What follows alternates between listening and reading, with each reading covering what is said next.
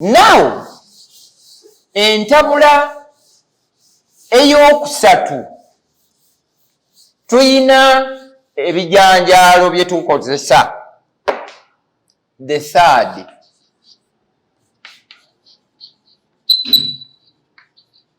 third formula. Tukozesa bye tuyita jaka beans.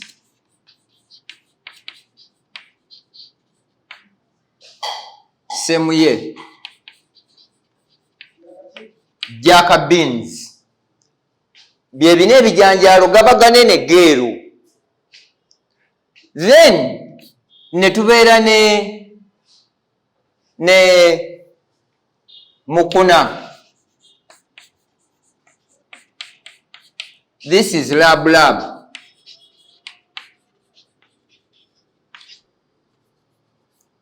Ebijanjalo bino ebibiri ye concentrate gwe bakuguza ebweru.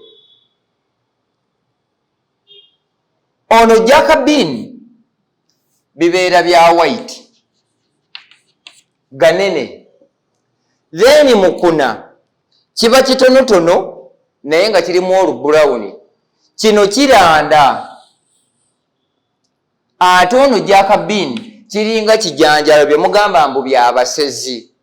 1 kilogram of jaka bean oba 1 kilogram of lab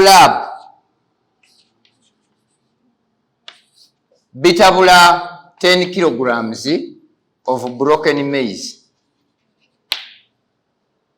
Ekilo emu ey'ekimu ku bino concentrate etabula mu kilo 10 eza broken maize oba brand.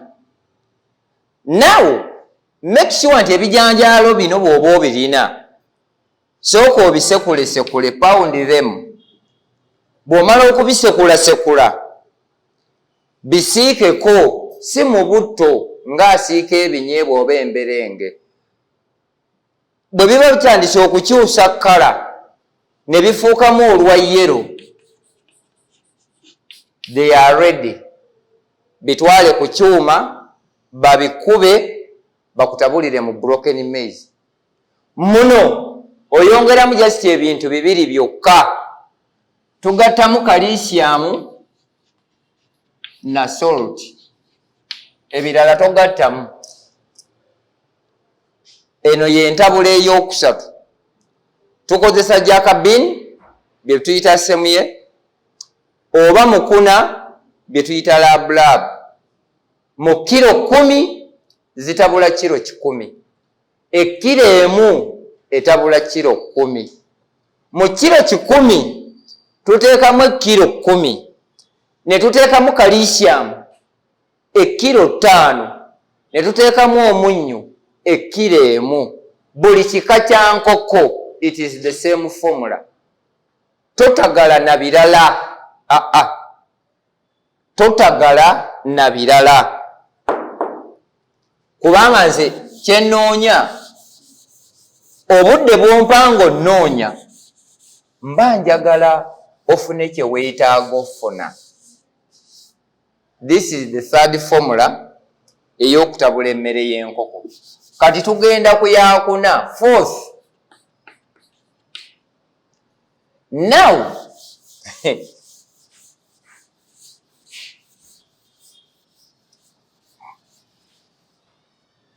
ey'okuna tukozesa kye tuyita cow dung. Buno Obusa Bw'ente.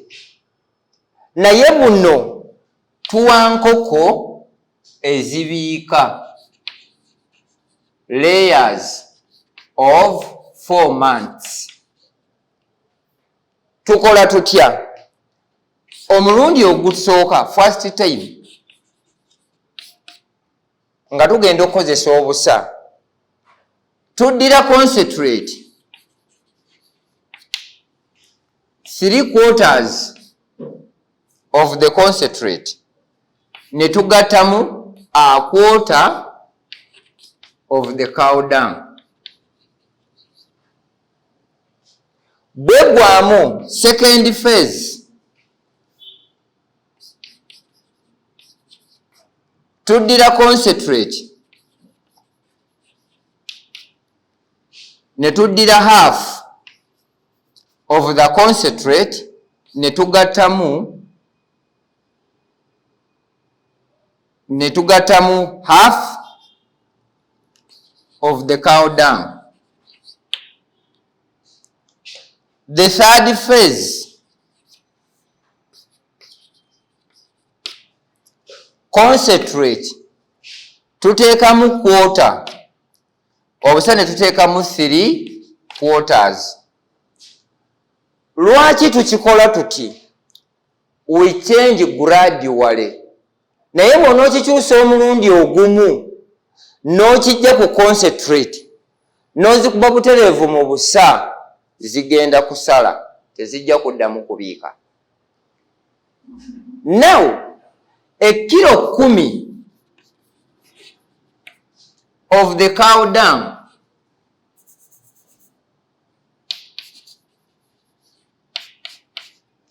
tuziteeka mu kilo 6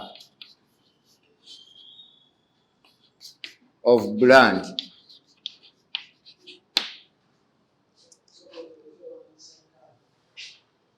$60 kilograms. 6. Ekilo 10 ez'obusa tuziteeka mu kilo 6 eza bulandi. Naye nga bino tugenda tubitabula gradually. Bwe tuba tumaze okukakasa nti enkoko zaffe zimanyidde, tezigenda sala magi gonna, tezigenda kudda mabega, kiba kitegeeza nti tugenda kuddira ekilo 25 of the cow dung tuteeke mu kilo 10 eza bulandi. Naye nga what you need to mark here nti obusa buno bulina kuba dried.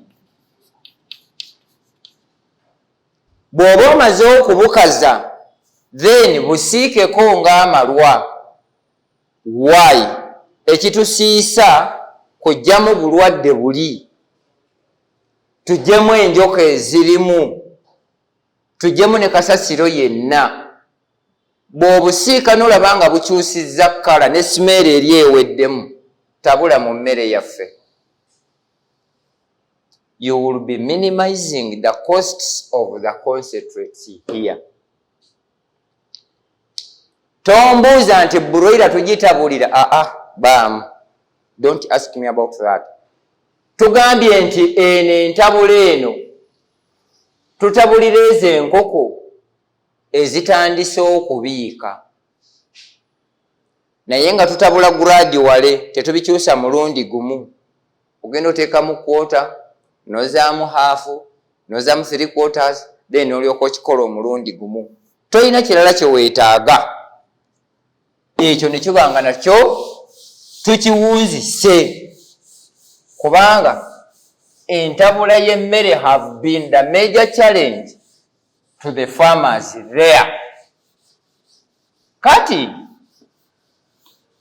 tugambye nti bwe tuba tunaatabula emmere, 1 twetaaga broken maize.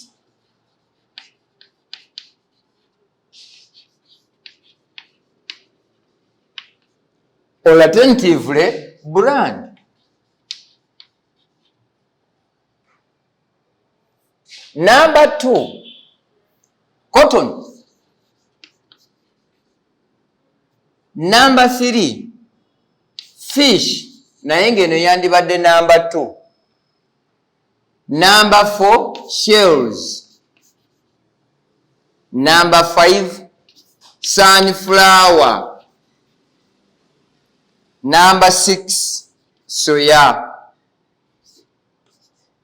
Number 7, salt.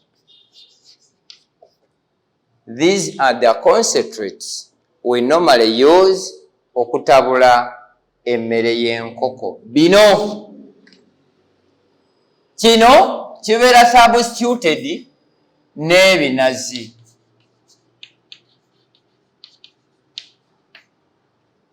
Kino kiri substituted ne mukuna,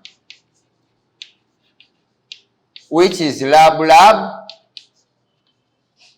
oba semuye, which is the jack bean. Shells, these are calcium, which is lime stock feed. Sunflower asigalirayo, soya asigalirayo. Omunyu, we have two. We have the brown salt and iodine. Bino bw'obanga osobodde obikwasaganya, nkubuusabuusa nti gwe omulunzi ali eyo ojja kwekwasa nti ate enkoko tezinnakola kyoyagala, unless ng'oliko ekizibu. Saagala muntu yeekwase mbw ate mulimu ebimu bye sitegedde. Kati emigaso gy'ebirungo bino tuyinamu proteins, tulinamu carbohydrates,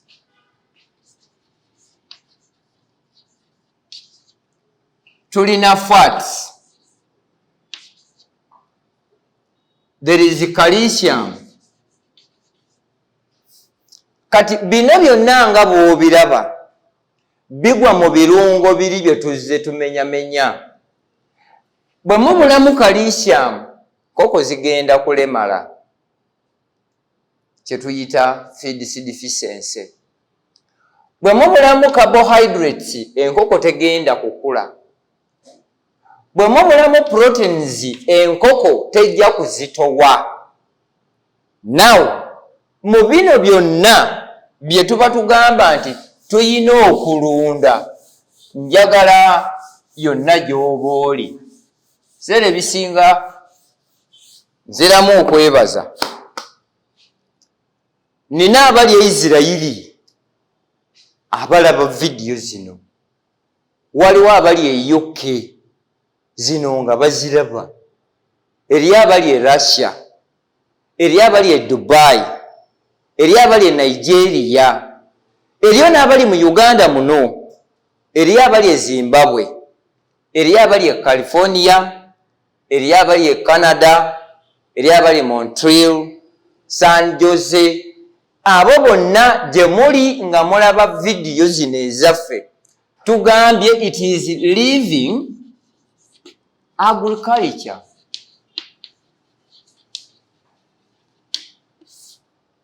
Ye kyano kwoli kw'osobola okuba nti osobola okufunira ky'oyagala. Kubanze siina wekinsalira bwe mbanga nkubuulidde buli kimu. Twagala omuntu yenna abanga alaba olutambi luno, wherever you are. What you do, you share it. Subscribe. Ojja kubanga buli ky'oyagala. Like it. Buli kimu ogenda kifunanga bw'ojja kifuna. Olwaleero tubadde ku ntabula ya mmere strictly. Saagala mulunzi abeeko kyaŋŋamba nti ate nze saakitegedde. No! Saagala kola bitaliiyo. Gwe bw'oba ofuna obudde n'ogamba nti kyano y'abano kwe nsobola okubaako kyenfuna. Nina ne mukwano gwange ali Rwanda. Oyo ye tukyatinga all the time. Mpozi mbagambamu ekintu kimu. Always at daytime, I rarely pick phones. Kino nkibeetondera. Emisana okunfuna, it's rare.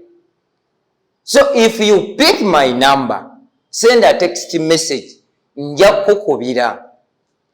Naye bw'ogamba nti gw'ojja kunnoonya, oyinza okusemba. Kuba oluusi nange emisana mbaako oluusi be mba mpiriba nabyo. Ate kati osooka ne weebuuza nti YouTube eno erabibwa abantu abasukka mu miliyoni 5. naye bwe ŋŋamba nti ŋŋenda kupiikinga buli omu, honestly speaking, n'omuliro guggwako. I apologize to all my viewers abandaba, naye nkugamba ekintu kimu, in case of any question send a text message, I will call back. Ekyo mbasuubiza. So naye bw'onoogamba nti ojja kunkubira direct mpozi at night, bw'oba ononkubira nkubira kiro okutandika n'essaawa 4 at night, there we shall talk. naye emisana wow, ojja kuba owedde. 2, gwe bw'obanga wandyagadde okugamba nti oyagala kulambula faamu yo, oyagala kulaba site how you can construct your chicken house or piggery or rabbitry, nkusaba ekintu kimu, what I need it is transport. Atutwala w'oyagala tulabe ky'oyagala okukola.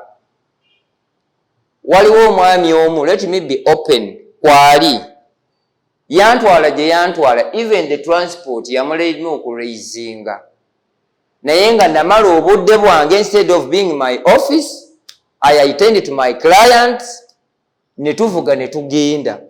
Bwe tutuuka eyo nti weebale kujja, naye ebisigadde tugenda kuwuliziganya. Abo be batutamye emirimu naye nga twagala okukolera buli atulaba. Gwe bw'oba osobola okufuna ka transport, kivamu ggwe z'osobola. Kubanze bwe nkugamba ze njagala, sincerely speaking, tozisobola. Ekyo tekiriiyo, tebakulya ebinusu. But we are here to serve. We are not salary earners or money makers. But what we share here, twagala naawe obe ng'osobola okikola. Teri yatabula mmere asobola kuwa formula eyo, no.